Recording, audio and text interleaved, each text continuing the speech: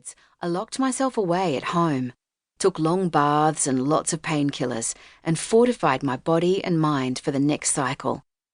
My only excuse was, I'm just so tired. After one particularly bad flare-up, in which I'd spent the 2014 Christmas holiday period in bed with my best friend, the hot water bottle, I heard about a patient-centred endometriosis conference run by the advocacy group EndoActive. I got myself a ticket. One crisp day, the following May, in a University of Sydney auditorium, I learnt for the first time that all the things wrong with me, the period pain, leg pain, back pain, hip pain, shooting pains up my rectum and vagina, bloating, nausea, diarrhea, stomach upsets, dizziness, and the oh-so-debilitating fatigue were common symptoms of endometriosis. I also heard of adenomyosis for the first time, a disease I was diagnosed with later that year. I cried and I cried and I cried. For most of my life, I doubted myself, feeling second-rate, weak and flaky, only to realise I wasn't. I had to reimagine myself, and it wasn't easy. I told my editor at The Guardian, Emily Wilson, now editor of New Scientist, I wanted to write about endometriosis. She could barely believe the statistics. 1 in 10 women of reproductive age have the disease. That's 176 million women worldwide. Sufferers are routinely told by healthcare professionals that pregnancy or hysterectomy are cures. They're not. In fact, there's no known cause or cure. Medical professionals often dismiss sufferers as being difficult rather than ill. One gynecologist wrote about how the disease can be cured by stress management because only type A personalities get it.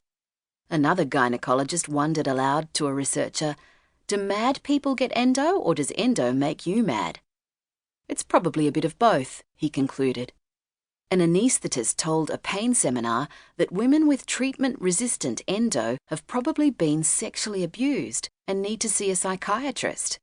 The disease is funded at around 5% of the rate of funding for diabetes, although it affects about the same number of women and costs the economy more. And the personal financial cost is exorbitant, unlike for diabetes, which has many affordable treatment options. Figures in 2018 were remarkably similar in Australia, the US, and UK. My editor was shocked. She consulted The Guardian's editor-in-chief, Catherine Viner, and the best health reporters from The Guardian's global team were recruited to do an investigation. It happened swiftly and efficiently, and I was blown away by the result. When we asked endo sufferers to tell us about their experiences on the 10th of September 2015, we received more than 600 responses in under 24 hours. We had to close the submission form because we couldn't possibly publish them all. As I was reading through the stories, one thing became clear to me. No matter their country, ethnicity, or race, or how old, rich or poor, sufferers from around the world face the same battles. Long delays in diagnosis, having their pain doubted, then normalised, having their mental health questioned, and receiving bad medical advice. There was even one Russian woman who'd been given leech therapy, a trend I'd assumed had been discredited a couple of centuries ago, but may apparently be making a comeback. The quality of life impact was extreme for women who responded from Australia, the UK, Ireland, the USA, Canada, Uganda, Armenia, Brazil, Poland, Nepal, and Thailand. The financial cost, along with the costs of opportunities lost in school, at work, and in relationships, are untold.